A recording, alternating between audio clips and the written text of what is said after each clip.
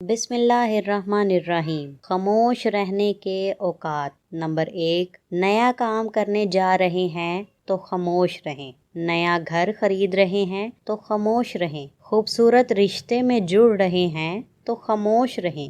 نئی گاڑی خرید رہے ہیں تو خاموش رہیں۔ امتحان بہترین دیا ہے اور نتیجے کا انتظار ہے تو خاموش رہیں۔ اگر آپ کا موڈ اچھا نہیں تو خاموش رہیں۔ اگر آپ کے الفاظ سے دوستی کو خطرہ ہو تو خاموشی ہی بہتر ہے۔